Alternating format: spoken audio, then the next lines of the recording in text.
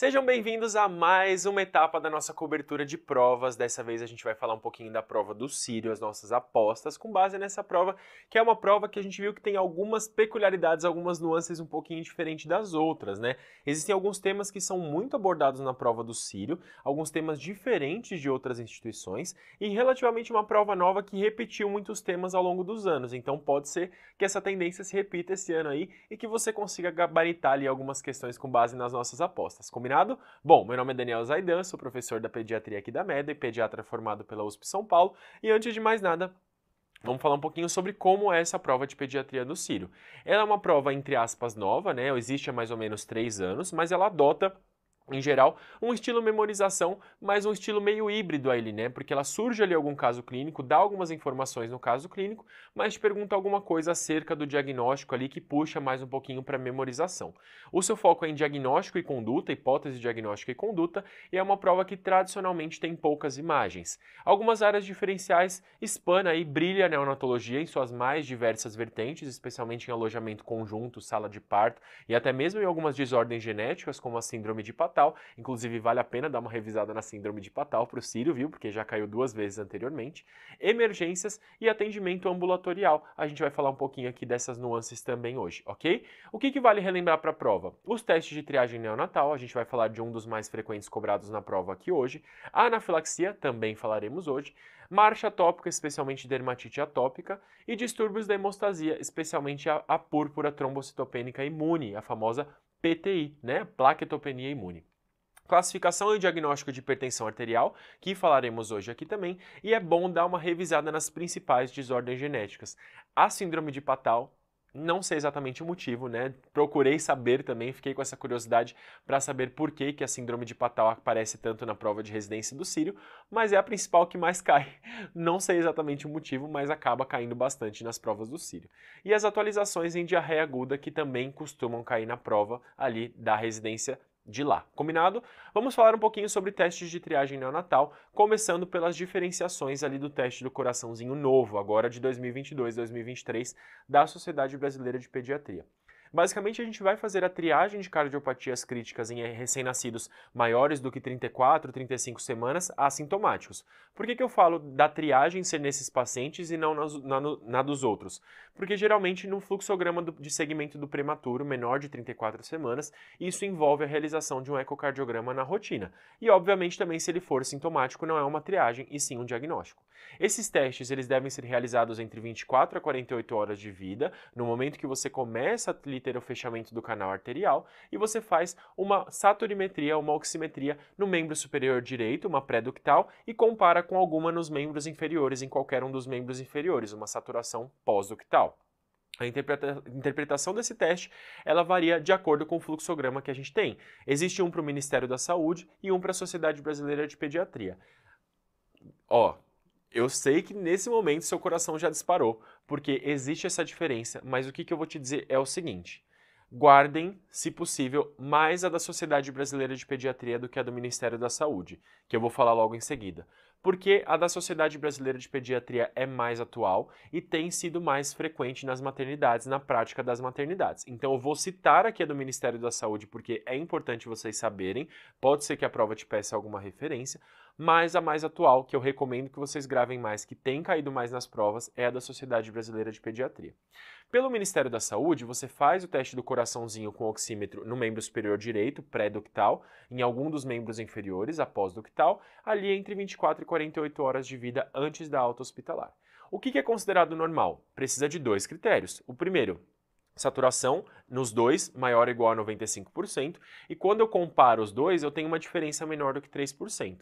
O que acontece se eu tiver uma diferença maior do que 3%, por exemplo? Possivelmente não está chegando sangue tão legal ali para as extremidades de baixo, o que aconteceria, por exemplo, numa coarctação de aorta. Eventualmente, se esse paciente tem uma coarctação crítica de aorta, quando o canal arterial fechar mais, esse paciente ele vai instabilizar, faz um baixo débito sistêmico e ele pode, inclusive, ir a óbito. Então, essa diferença ela também é importante para a gente notar. Uma diferença menor do que 3% para o Ministério da Saúde. Friso novamente, para o Ministério da Saúde.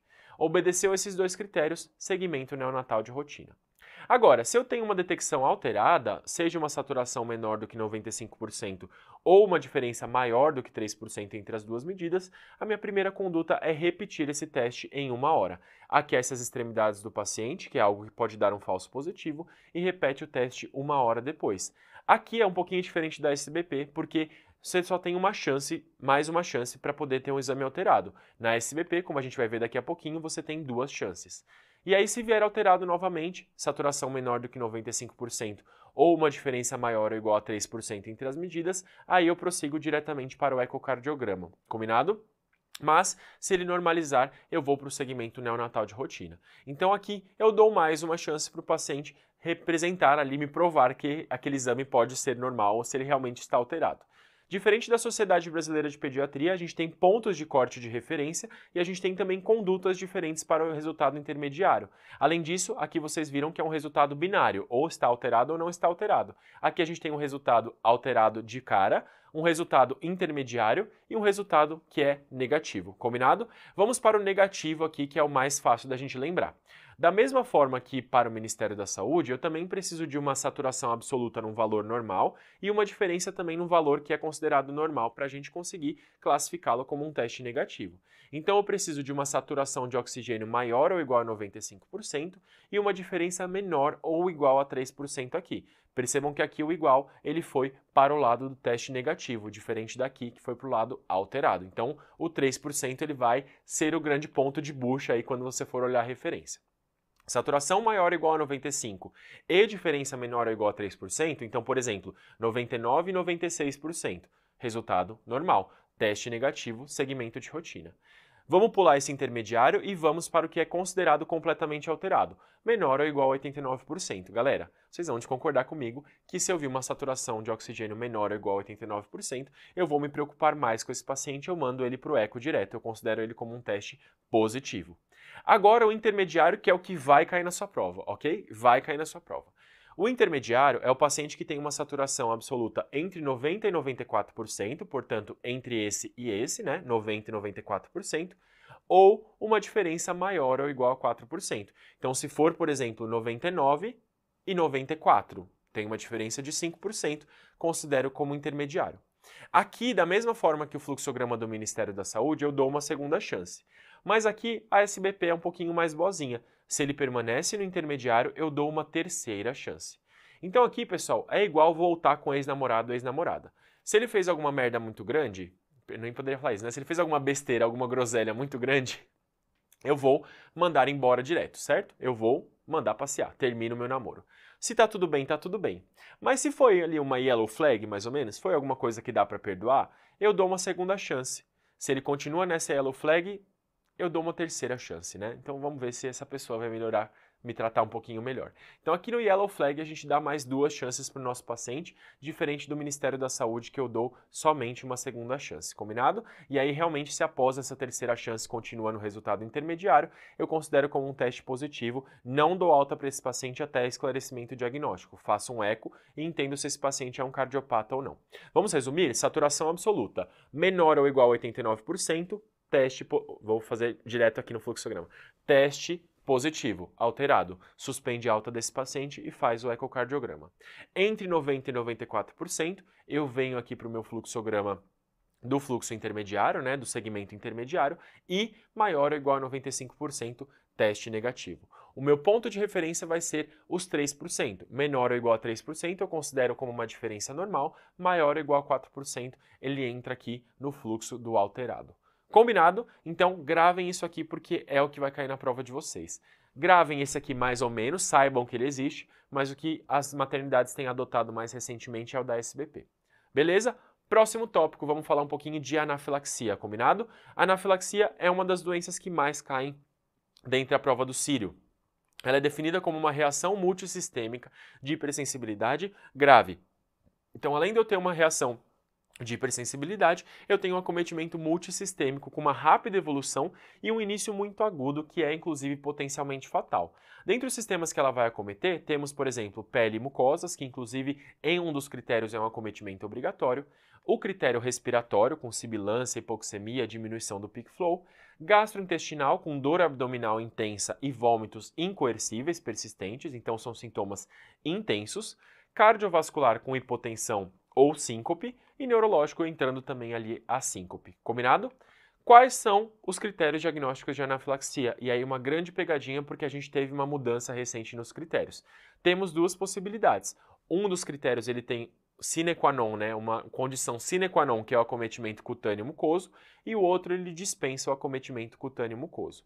O primeiro critério, que é o critério que ele precisa do acometimento cutâneo mucoso, eu tenho uma doença aguda de pele ou mucosas com acometimento multissistêmico, respiratório, ou hemodinâmico, com hipotensão ou acometimento de órgão-alvo, como síncope ou incontinência, ou gastrointestinal grave, né? Gastrointestinal grave. Por exemplo, vômitos incoercíveis, dor abdominal muito intensa. O segundo critério, ele envolve uma exposição a alérgeno conhecido ou altamente provável e somente mais um dos seguintes. Mesmo sem pele acometida, esse paciente desenvolve uma hipotensão ou um broncoespasmo ou envolvimento laríngeo. Aí eu consigo fechar critérios para anafilaxia. Fechei critérios para anafilaxia, como que eu vou tratar? Adrenalina. Não tenho o que pensar aqui. Epinefrina é a primeira linha de tratamento para anafilaxia. Não é corticoide, não é antistamínico. É epinefrina na dose de 0,01 mg por quilo intramuscular, no vasto lateral da coxa, numa dose máxima ali de mais ou menos 0,5 mg. Eu vou remover o desencadeante, caso eu estivesse mantendo contato, né? E aqui, para compensação, se esse paciente estiver hipotenso, eu posso repor volume com soro fisiológico ou ringer lactato. Pela World Allergy Organization, eu faço 20 ml por quilo se precisar. Eu posso colocar ele numa posição supina com elevação de membros para poder aumentar o retorno venoso. E aqui, pessoal, entra na primeira linha também a terapêutica respiratória. Se esse paciente estiver sibilando, eu posso utilizar broncodilatadores e suporte de oxigênio se necessário. Segunda linha é, entre aspas, a perfumaria. Eu vou utilizar os antihistamínicos, especialmente para a melhora das lesões cutâneas e do prurido, se estiverem presentes, e o corticoide ele vai entrar na prevenção da reação bifásica. A anafilaxia ela tem um comportamento bifásico, então após a melhora inicial, eventualmente ela pode ter uma recorrência nova de sintomas. O corticoide ele entra ali na prevenção da reação bifásica e ajuda a diminuir a evolução para uma nova piora da anafilaxia. E por fim, os outros cuidados, observação por no mínimo ali 4 a 6 horas e encaminhamento desse paciente para o imunologista para investigação complementar do possível alérgeno desencadeante, inclusive até, se possível, adquirir ali uma EpiPen para deixar no bolsinho desse paciente ou dessa mãe para, eventualmente, após exposição a algum alérgeno, receber ali a medicação. Então, para a gente poder revisar, critérios diagnósticos, já falamos um pouquinho disso, e a primeira linha de tratamento, epinefrina. Nunca esqueçam, geralmente a resposta da questão de anafilaxia vai ser a realização de epinefrina. Um tópico muito específico da prova do Sirius são os distúrbios da hemostasia. Dentre eles, um dos que mais caiu nos últimos tempos foi a PTI, a púrpura trombocitopênica imune.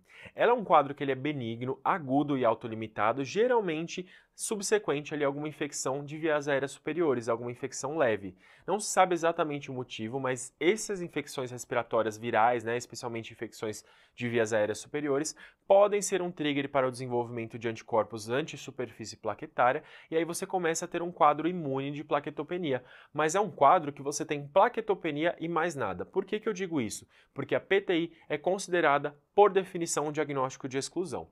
Vamos olhar um pouquinho para a avaliação da criança que sangra. Eu tenho uma criança com petequias que está bem ou eu tenho uma criança com petequias que está mal. Uma criança com petequias que está mal, hipotensa, letárgica, com comprometimento hemodinâmico, eu vou me direcionar mais para diagnósticos infecciosos ou até mesmo oncológicos, né? Então eu vou pensar mais em meningococcemia, em púrpura fulminas ou até mesmo num quadro ali de um primodiagnóstico de uma neoplasia hematológica, né? É comum da gente ver nas questões um paciente com petequias, com equimoses, que tem outros sintomas além das petequias e das equimoses. Tem palidez, tem dor óssea, tem falha no ganho ponderostatural. Nesses casos, eu não vou pensar em PTI. A PTI eu vou reservar como diagnóstico de exclusão, quando esse paciente ele tem plaquetopenia e mais nada. Se eu tenho plaquetopenia, leucopenia e anemia, não é uma PTI. Eu tenho que pensar em diagnósticos diferenciais. Então, ele entra como um termo de diagnóstico de exclusão nesse sentido. O quadro típico é de um paciente com uma IVAS, com uma infecção de vias aéreas superiores. Algumas semanas, 2 a 3 semanas depois, ele começa a ter um quadro de petequias e púrpura aparecendo, epistaxe ou até mesmo sangramento de mucosas e púrpura aparecendo ali por todo o seu corpo. Mas eu tenho somente isso e mais nada. Um diagnóstico diferencial que vocês confundem muito nas provas é a púrpura de Renox Online. Apesar do nome ser igual, né, púrpura, chamar púrpura da mesma forma, a púrpura de Renox Online ela não tem plaquetopenia. Um dos critérios obrigatórios para eu pensar em Renox Online é não ter plaquetopenia, combinado? Então a plaqueta vai me ajudar, inclusive, a definir esse diagnóstico. Na presença de outros fatores de alarme, por exemplo, dor óssea, palidez, fadiga, eu vou ampliar minha investigação e o raciocínio. Ou até mesmo laboratorial. Se eu vi uma plaquetopenia com uma leucopenia, então uma bicitopenia, eu vou me direcionar mais para um outro tipo de raciocínio. Combinado? O diagnóstico ele vai ser clínico, eu não preciso a priori biopsiar medula óssea ou então fazer qualquer outro tipo de investigação se eu não estou suspeitando de mais nada. Então, excluindo pela anamnese e exame físico outros diagnósticos diferenciais, eu fecho meu diagnóstico de PTI somente com a clínica. O tratamento ele depende um pouquinho, mas basicamente o objetivo vai ser prevenir sangramentos graves e a gente não precisa obrigatoriamente normalizar a contagem plaquetária. Os consensos mais recentes de PTI, eles são o mais conservadores possíveis com o tratamento, podendo permitir inclusive somente a observação em casos mais leves. Então, de uma forma bem analógica, a gente tem isso aqui. A PTI, basicamente, eu vou classificar em sangramento ativo relevante, então especialmente ali de sistema nervoso central, TGI, de grande monta, ou se esse paciente não tem sangramento, ou sangramento pequeno, sangramento menor, sangramento ali leve de mucosas, sangramento petequias em pequena quantidade. Nesses casos aqui eu consigo somente observar.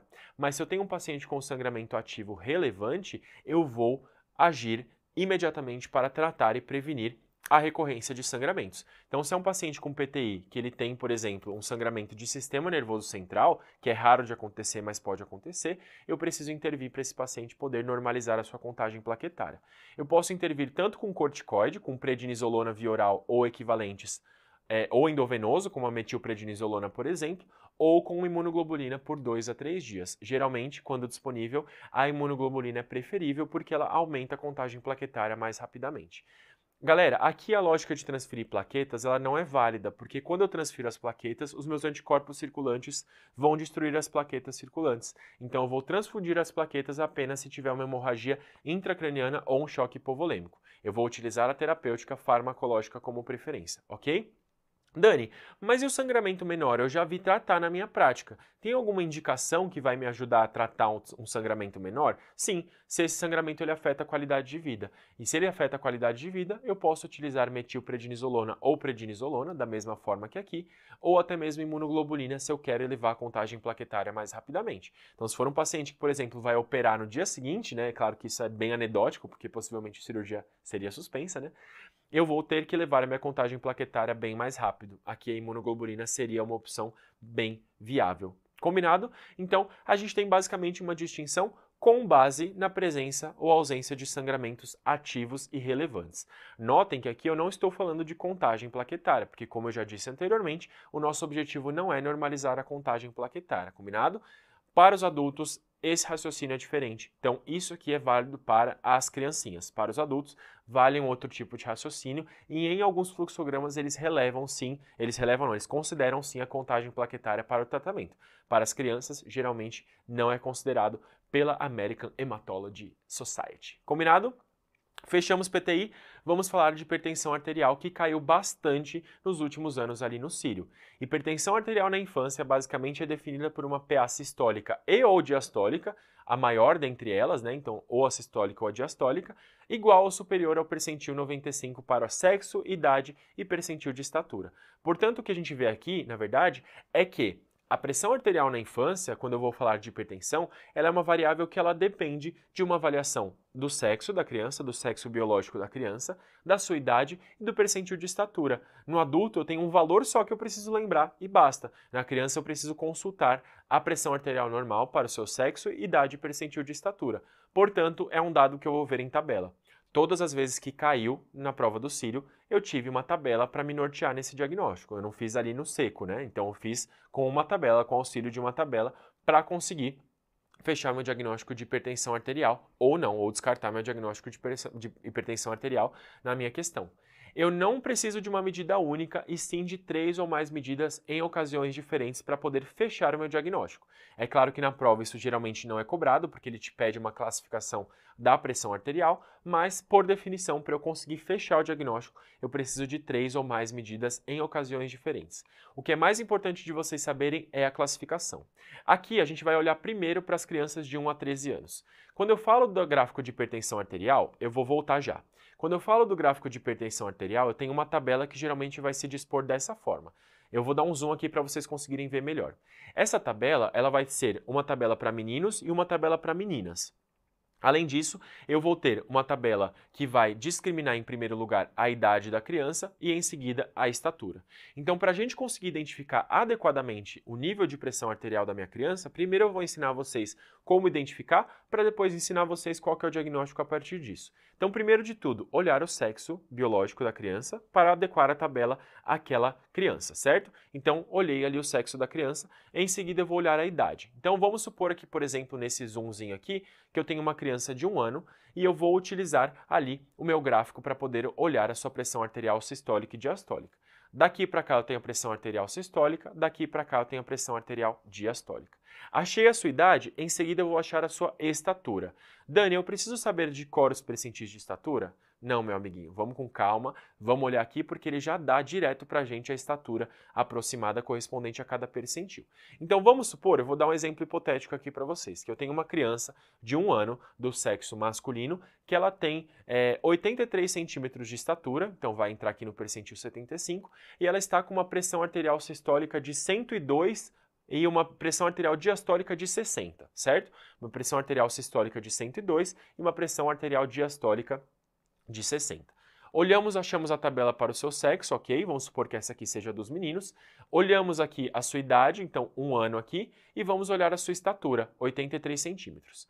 O percentil 50 da sua pressão arterial sistólica é 87. O percentil 90 é 101, o percentil 95 é 104 e o 95 mais 12 é 116, mais 12 milímetros de mercúrio, que isso aqui é percentil 95, a PA do percentil 95, mais 12 milímetros de mercúrio. Da mesma forma eu faço para a diastólica.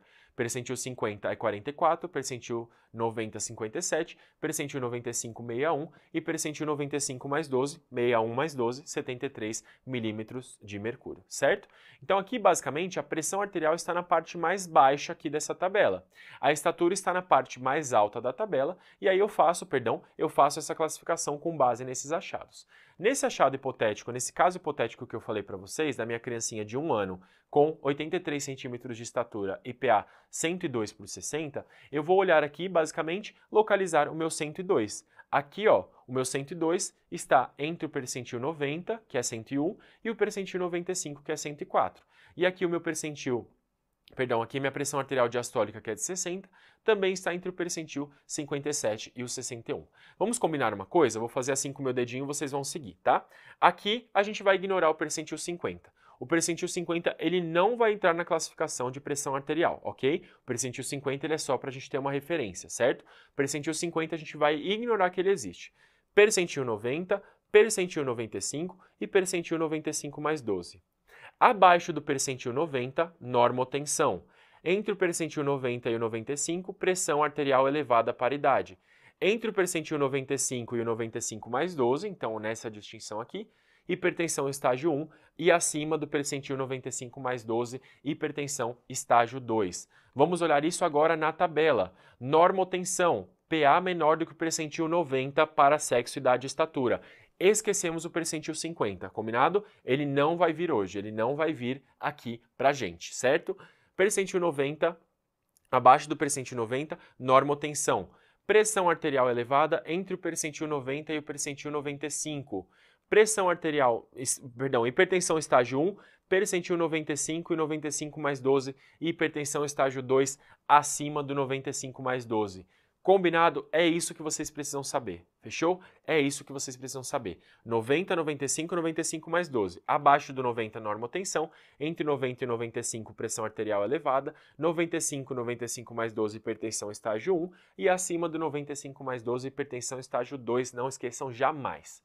Para crianças a partir de 13 anos, vale uma lógica muito parecida com a do adulto. A normotensão é uma PA abaixo de 120 por 80, a pressão arterial elevada é entre 120 por 80 e 129 ali por 89, por 80. A hipertensão estágio 1 é a PA de 130 por 80 até 139 por 89 e hipertensão estágio 2, PA maior ou igual a 140 por 90. Vamos supor que eu tenho aqui uma pressão arterial sistólica no percentil 90, entre o percentil 90 e 95, e uma pressão arterial diastólica entre o percentil 95 e 95 mais 12. Quem que eu vou considerar? Sempre a maior. Então, para dar o seu diagnóstico, a sua classificação final, considere a que está pior. Então, nesse exemplo hipotético, eu daria com base na pressão arterial diastólica. Combinado? Então, vamos olhar primeiro o sexo da criança, a idade, a estatura, para então olhar para os percentis e classificar de acordo com a nossa tabelinha, beleza? Todas as questões dos últimos anos tiveram uma tabela para você analisar e se cair de novo, não vai ser diferente. Próximo tópico, síndromes diarreicas. Aqui eu vou falar um pouquinho das atualizações e da classificação da diarreia aguda, segundo o Ministério da Saúde. Basicamente, eu tive algumas atualizações ali na classificação, né, na nomenclatura da classificação da diarreia aguda, mas o manejo, em suma essência, ficou bem parecido. Basicamente, eu vou classificar o paciente num extremo que é um extremo sem desidratação, um extremo intermediário e um extremo com desidratação mais grave. O que eu vou olhar para esse paciente? Eu chamo de avaliação rosto PPP. Por que rosto PPP? Porque eu olho para o rosto da criança e eu olho olhos, lágrimas, boca e língua e sede. E, é claro, o estado geral. E o PPP, prega abdominal, pulso e perda de peso. Então, eu vou olhar o rosto PPP. Rosto, estado geral, olhos, lágrimas, boca e língua e sede. PPP, prega abdominal, que é basicamente uma reflexão do turgor cutâneo. Pulso e perda de peso, e geralmente com paciente internado que a gente faz essa avaliação. Rosto PPP. No estado geral, eu vou olhar se ele está ativo ou alerta ou se ele está evoluindo para um estado comatoso. Os olhos eu vou avaliar o preenchimento dessa região periorbitária. As lágrimas se estão presentes ou ausentes. A boca e língua se estão úmidas, secas, levemente secas ou muito secas. E a presença de sede, caso ele esteja apto a beber, também deve ser avaliada. Para o estágio sem desidratação, esse paciente ele vai estar ativo e alerta, sem alteração nos olhos, lágrimas presentes, boca e língua úmidas e sem sede. No paciente com desidratação grave, em contraponto, ele vai estar comatoso, hipotônico, letárgico ou inconsciente. Os seus olhos estarão fundos, lágrimas ausentes, bocas muito secas e aqui, pelo seu comprometimento neurológico, ele não é capaz de beber. O intermediário ele vai dar uma certa confundida. É um paciente que ele vai estar irritado, intranquilo, mas com olhos fundos e lágrimas ausentes, mucosas secas, mas ele tem a pulsão de beber líquido. Ele está sedento, bebe líquido rápida e avidamente. Esse aqui gera muita confusão por estar bem intermediário. Então atenção aqui no B, que ele é com desidratação, mas não é uma desidratação grave. Vamos para os PPPs. O sinal da prega, esse turgor cutâneo, desaparece rapidamente no estágio A e desaparece muito lentamente no estágio C, mais do que 2 segundos. Portanto, o intermediário desaparece lentamente. No A e no B, os pulsos estão cheios, enquanto no C eles estão fracos ou ausentes, certo? E a perda de peso no paciente classificação A não existe, né? Não tem perda de peso. Na classificação B, até 10% do peso. E na classificação C, acima de 10% de peso. Diagnóstico final. A, sem sinais de desidratação. B, se apresentar 2 ou mais sinais no B com desidratação e se apresentar 2 ou mais sinais, sendo ao menos um destacado com asterisco, então alteração no pulso, no estado geral ou na sede, a gente chama de desidratação grave. E a partir desse diagnóstico eu vou direcionar para plano A, plano B e plano C. Plano A, paciente vai para sua casa, para sua casinha assistir a sessão da tarde tomando uma SRO, tomando reidratação oral. Eu vou orientar a ingerir ou oferecer mais líquido do que o habitual para prevenir essa desidratação, mantenho a alimentação habitual, especialmente aleitamento materno, e oriento sinais de alerta. Para menores de 5 anos eu posso utilizar o zinco também como um adjunto aí no tratamento. No plano B, eu tenho algum grau de desidratação, então eu preciso que esse paciente ele fique numa observação na unidade de saúde. Então, o plano B, eu vou reidratar via oral, mas no estabelecimento de saúde, numa alíquota de 50 a 100 ml por quilo, numa duração ali de 4 a 6 horas. Eu posso utilizar ondansetron maior de 6 meses como adjunto no controle dos vômitos, e aí esse paciente, a partir desse manejo inicial, eu vou avaliar se ele melhorou, então eu vou conseguir conduzi-lo como um plano A, ou se ele piorou, e eventualmente eu vou precisar conduzi-lo como um plano C. Para o plano C, eu vou fazer uma fase rápida de expansão e depois eu faço uma manutenção de acordo com as perdas do paciente. Vamos combinar uma coisa? Como a gente está fazendo uma revisão mais perto da prova e a fase de manutenção tem muita variabilidade de acordo com a literatura, eu quero que você lembre o mais importante, que é a fase de expansão. Combinado?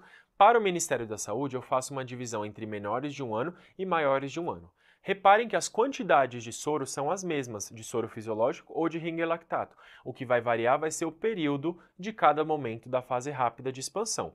Então aqui basicamente eu tenho um primeiro momento em 30 ml por quilo de soro fisiológico ou de Ringer lactato e um segundo momento de 70 ml por quilo, uma segunda fase ali, um segundo momento, para não confundir com a fase, um segundo momento de 70 ml por quilo. No menor de 1 ano eu faço esse primeiro período de 30 ml por quilo em 1 hora, com soro fisiológico ou em Ringer lactato. Para os maiores de 1 ano, esse tempo ele é menor. São os mesmos 30 ml por quilo, mas dessa vez em 30 minutos. Já para as horas seguintes, nos menores de 1 ano, eu tenho uma quantidade de 70 ml por quilo em 5 horas, e para os maiores de 1 ano, esse período ele é dividido pela metade, ele vira de 2 horas e 30 minutos. Combinado? Então assim, o que eu vou ter na verdade vai ser uma reposição total de 100 ml por quilo, dividindo em 30 a 70. Para os menores de 1 ano eu faço 30 ml por quilo em 1 hora e depois mais 70 ml por quilo em 5 horas. E para os maiores de 1 ano, 30 por quilo em 30 minutos e depois mais 70 ml por quilo em 2 horas e 30 minutos. Basicamente, os menores de 1 ano eles têm o dobro do tempo para fazer essa reposição do que os maiores de 1 ano. As quantidades são bem parecidas.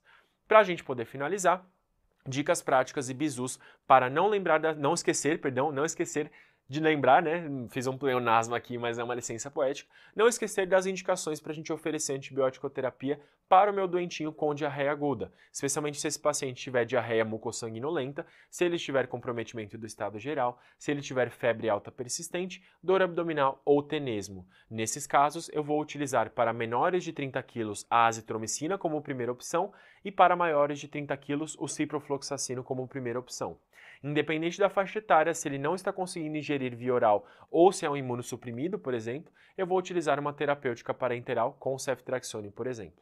Não esqueçam da reposição de zinco para pacientes entre 6 meses e 5 anos e antiemético se esse paciente estiver apresentando vômitos persistentes, especialmente a partir do plano B.